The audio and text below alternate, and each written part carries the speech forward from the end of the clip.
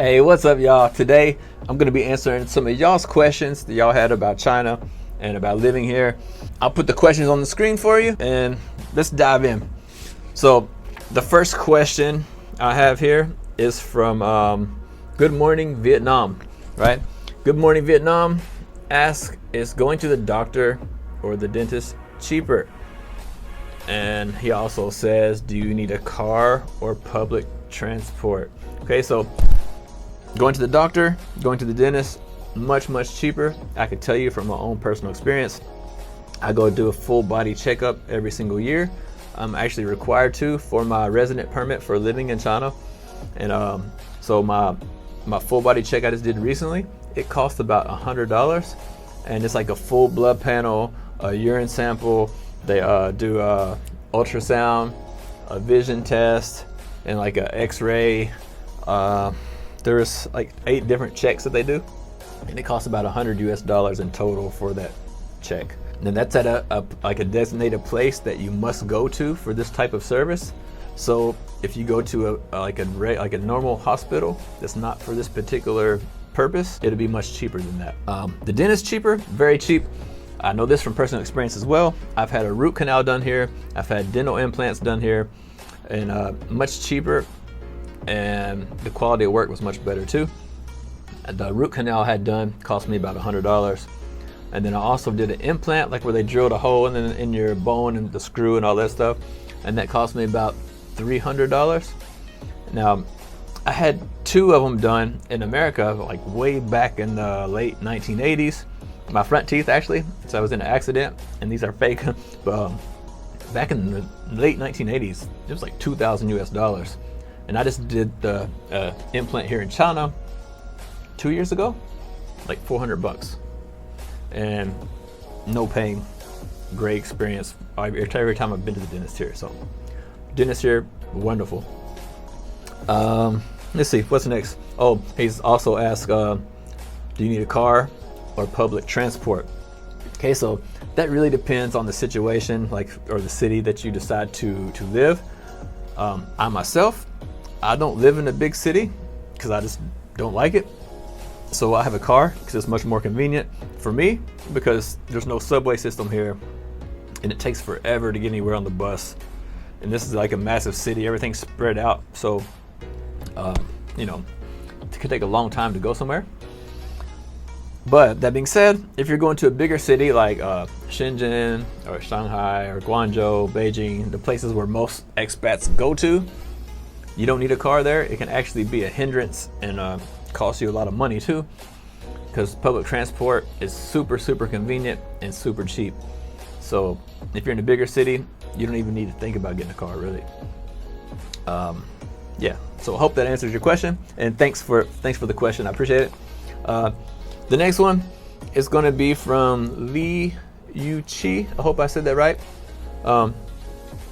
This person asks, do Western views towards China affect my life? And then they have like a little story here. You can see the reason why I want to answer this, because I can relate to this little story actually. Do Western views affect my life in China, right? Western views towards China affect my life?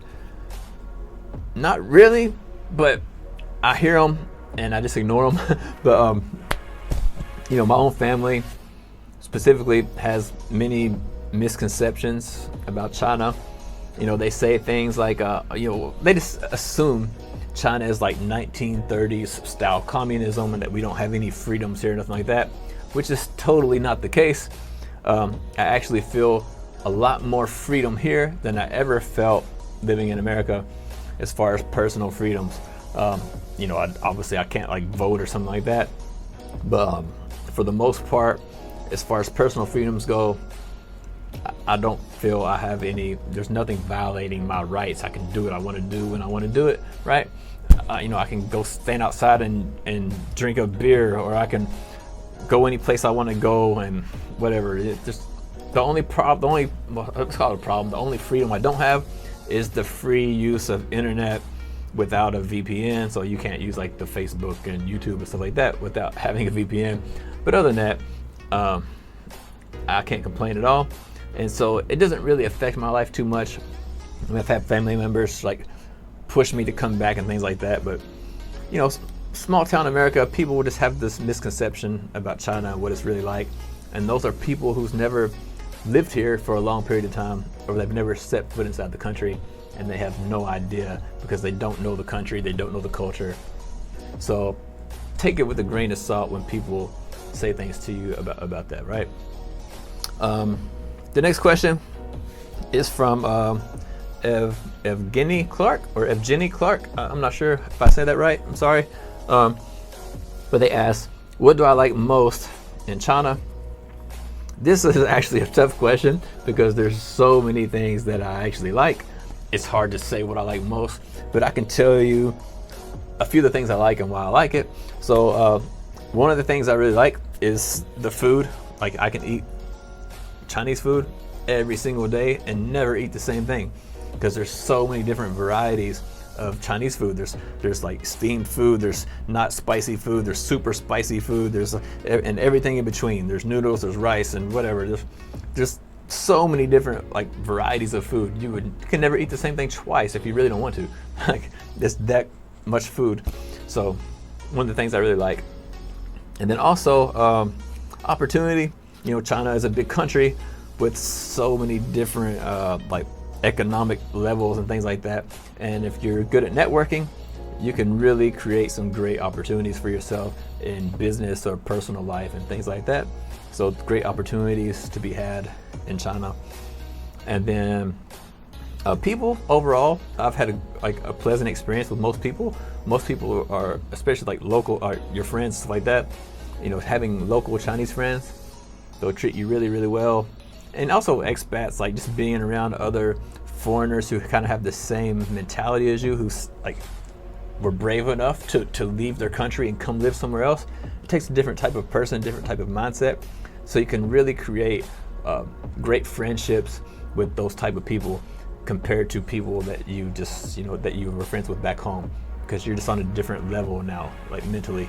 So those things are all like great and wonderful things that I really like about living abroad. The next question is going to be from Alexander Carter. Alexander Carter asks, some of the biggest challenges or culture shock I've experienced my first few years in China. Okay, so when it comes to culture shock, I haven't really experienced much culture shock. I mean, honestly, I've traveled around a lot of places and I've seen everything, and I just don't feel any culture shock. Actually, I think I feel a little bit of reverse culture shock when I go home. That's when it feels strange. But as far as biggest challenges, when I first arrived in China, I did have a few challenges. I didn't know a word of Chinese, for one, and I didn't have a lot of money either. So you know, when it comes to eating, you know, I was limited to eating smaller, cheaper restaurants, and those places, there's like no English or nothing like that on the menus, and I didn't know any Chinese, and it was always a struggle to find out like what different foods are, because we all have things that we like and don't like. So, you know, you really had to be adventurous and willing to try anything, which nowadays I will literally eat anything. I don't even care what it is, I eat it. And I think that experience when I first came is what led me to be that way today, because I would just point to some random thing like, give me this, and they give it to me and I eat it. I'm like, what can you do? Like, you're hungry, right? So you just eat it. So that experience was a bit challenging at first, until I started learning the language and learning how to read like the menus and what different types of food were on the, you know, on the menu. So that was a big challenge at first. And then I'll ask one more question. This question's from Impulse Gaming, and this is kind of like a multi-part question. So Impulse Gaming asks, stereotypes about China. I already talked about that. Is it safe? Yes, China's very safe. I've never been anywhere in China, not once in the whole 13 years I've been here. I've never been anywhere where I felt any way, shape, or form any type of danger. As far as like violent crime danger or something like that, right? The most dangerous thing that you can really experience it. It would be like a traffic related accident, like a car crash or something, or like a motorcycle crash or something like that. Traffic here, like most people that have some like kind of abnormal death happen to them, is usually due to traffic accident. So that can be dangerous. But when it comes to violent crime, like getting robbed or beat up or raped or something like that,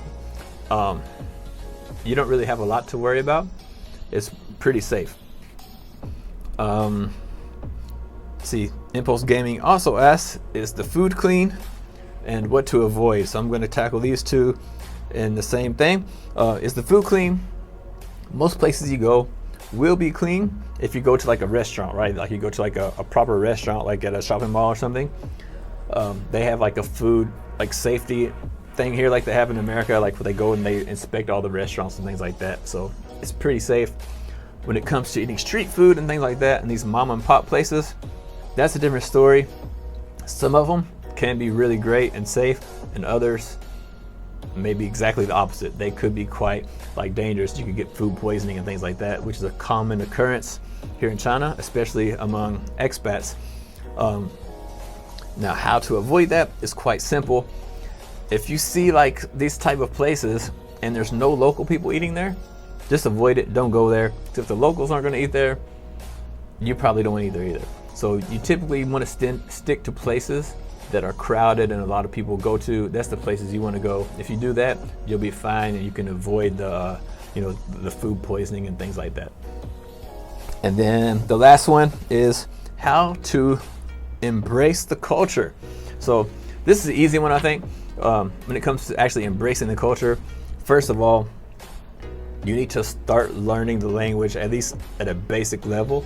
If you can communicate on a basic level, then you can really understand like what these people are thinking about, and eventually you'll start learning like why they think this way, and that will really help you fit in and truly live like a local person and be able to experience all the things they can experience and understand why it's happening without losing your patience or feeling frustrated or something like that. That's going to be the main thing. If you do that, if you can learn the basic language to communicate, you'll really be able to start absorbing the culture, and it will greatly improve your life in China. So I hope that answered your questions, and now watch these next videos.